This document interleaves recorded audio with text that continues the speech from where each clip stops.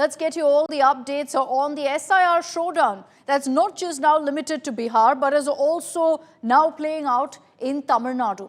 The Election Commission has responded to Congress MP Chidambaram's claim of a poll conspiracy in Tamil Nadu. The EC has essentially fact-checked his statement, dismissing the allegation, referring to it as misleading, referring to it as absurd and baseless, saying it's absolutely bizarre to connect the Bihar SIR with Tamil Nadu, where SIR, which is that special intensive revision, has not even been rolled out yet. The EC has also clarified that residents can register as voters anywhere. But what is it that P. Chidambaram said that's led to, in fact, the EC coming out with this clarification? P. Chidambaram yesterday had alleged that 6.5 lakh migrant workers have been added as voters in Tamil Nadu, calling it alarming, saying this is illegal. Chidambaram accused the Election Commission of attempting a demographic shift. He alleged that the EC is abusing its powers to influence elections. So he claimed that 6.5 lakh Bihari migrants have now been shifted to the voter rolls in Tamil Nadu. Now, the EC questioned this, saying, where did you even get these numbers from? Calling it, like I said, absurd and meaningless. So these are the comments that were made by P. Chidambaram. Let's get you now an exclusive conversation with Congress MP Karthi Chidambaram. So, Karthi, thank you very much for your time. Vanakkam. The Election Commission has said that any claims being made right now by Mr. Chidambaram, by you, of 6.5 lakh voters being added to the electoral roll in Tamil Nadu is misleading. It's absurd. These are the exact words that they've used. Tamil Nadu, of course, goes to polls next year. So, at this point, to make these comments when an SIR hasn't even been initiated in Tamil Nadu, is this just, needless? Is it fear-mongering right now? See, first of all, this entire exercise of SIR is akin to the Jim Crow laws which were prevalent in the United States during the days of segregation, where the Jim Crow laws made it very difficult for people of color to register to vote. This SIR exercise is yet another attempt to disenfranchise people from the marginalized communities and from the minority communities. Leaving that as it may be, 65 lakh voters have been removed from the rolls of Bihar. We have to look at the granular detail of the 65 lakh voters to see whether they are genuine resident citizens who have been left off, or are they valid reasons for their deletion. Out of the 65 lakh voters, they say a considerable sum have moved on to other states. In that data, they are saying that 6.5 lakh voters have now become registered voters of Tamil Nadu. This is a diabolical plot. Most of the migrants from Bihar come for temporary work in Tamil Nadu. They typically indulge in work in the construction industry or in the service industry. They move from place to place. They are not ordinarily resident of Tamil Nadu. They don't have a permanent address in Tamil Nadu. How can they become registered voters of Tamil Nadu? If 6.5 lakh voters from Bihar become voters in Tamil Nadu, this is an attempt to change the character of the Electoral College of Tamil Nadu. This is unacceptable.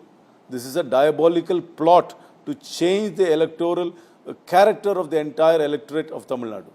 Okay, but just that number you're referring to, where do these numbers even come from, Mr. Karti Chidambaram, of 6.5 lakh voters in Tamil Nadu, migrant workers from Bihar who are being added to the electoral roll of Tamil Nadu? Where do these numbers come from? Are we, at the end of the day, jumping the gun? Because when the Election Commission has given details of the 65 lakh voters in Bihar, they say a lot of them have moved to other states. When they have moved to other states, the data they are giving is that 6.5 lakh are in Tamil Nadu. That is where the data is coming from.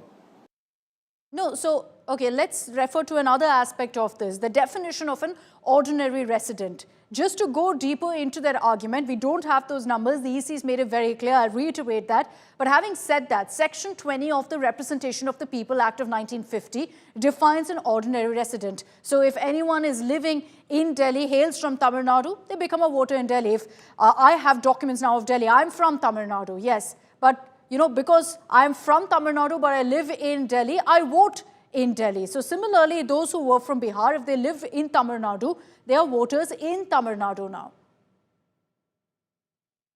I completely agree with your contention. I know you are from Tamil Nadu. Now you have permanently moved to Delhi. You have an address in Delhi. You are working in Delhi. You are entitled to register to vote in Delhi. But the migrant worker is not a permanent resident of Tamil Nadu. He or she is moving from project to project. There might be a project in Tamil Nadu for which they are working for 6 months, after which that construction company or their contractor might take them to another state or to another part of Tamil Nadu. So where are they permanently resident? Which part of Tamil Nadu are they permanently resident in? They are migrant workers. Don't they go back to their home state for their festivals? Their roots are in their state. Their permanent residency is in their home state. Their permanent residency is not in Tamil Nadu. They are moving from project to project. So which constituency would you register them in? Suppose they work for the metro project in Chennai for some time. Then they move on to another construction site, say in the outskirts of Chennai. Then they move to a project in Madurai. Where are you going to register them? Fair enough, fair question. But that's the point here. And I'll come back to what I asked earlier, Mr. Karthi Chidambaram, but whether we're jumping the gun. The SIR hasn't begun in Tamil Nadu. And for obvious reasons, the Election Commission has their own scrutiny process. They will check papers, check documents before adding anyone into the electoral roll. So even if what you're suggesting actually happens, that, you know, someone is migrated to Tamil Nadu just for some brief work, at the end of the day, they'll have to submit papers to be able to vote there. The point is, Election Commission has said that 6.5 lakh voters of the migrant, of the people, there has been many lakhs of voters they have deleted. Out of the many lakhs, they have said a part of them are moved out of the state. Out of the people who are moved out of the state, they are saying that 6.5 lakhs are moved to Tamil Nadu. That is where the problem is. How are they accepting that these 6.5 lakhs have become permanent residents of Tamil Nadu in order to become voters? So what documents are they basing them on? And how are these people, and which constituency are they assigning them to? If they are migrant workers who are moving from project to project, how can they be assigned a specific constituency to a voter? I am a voter in the Sivaganga parliamentary constituency and in the Tirupattur assembly, because I am resident in Managiri, which is part of the Tirupattur assembly. That is where I am registered as a voter. I mean, just because I move from Chennai to Sivaganga, from Sivaganga I move to another place in Tamil Nadu, I am not registered to vote in all three places. I am permanently resident in a place. So where are these migrant workers permanently resident? That is the clarification we need. If they are not permanently resident, they can't be voters. And this bringing in these migrant workers into the electoral roll, you are trying to change the character of the Electoral College of Tamil Nadu. I'll take that forward, but reiterate here that the Election Commission has made it very clear that there is no addition of 6.5 lakh voters, as you've alleged repeatedly. But you also raised the point of, you know, what this will do in Tamil Nadu. If, and there's a big if right now, there is an addition really in the electoral rolls in Tamil Nadu, what do you think will be the impact in the state in the upcoming elections?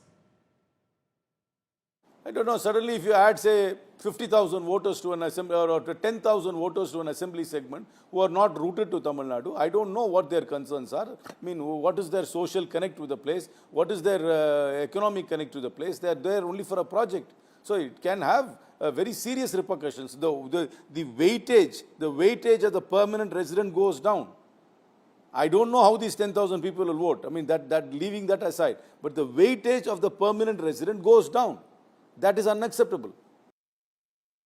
And finally, your response to the Election Commission in their statement when countering Mr. Chidambaram's comments about the addition of votes in Tamil Nadu has said that all of this is an attempt to obstruct the ongoing SIR exercise in Bihar. What's your response to that specific allegation that the opposition is doing this, making these comments simply to obstruct an ongoing Election Commission exercise? These are obviously legitimate concerns which are emanating from the ground. Will the Election Commission just simply stonewall or not answer these questions? I mean, while there are many people who raised questions about the EVM, there were people who defended. I was one of the few people who defended the EVM. But now the conduct of the Election Commission is seriously suspect.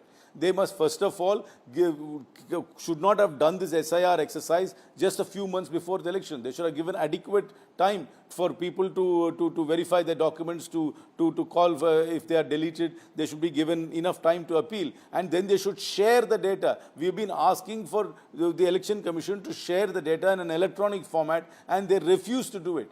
I mean, they purposely wanted make it very difficult for us to troll through the data to find patterns, because if they give it to us in electronic format, we'll find that, be it addition, be it deletion, or anything else. But why is the Election Commission so loath to sharing data in an electronic format?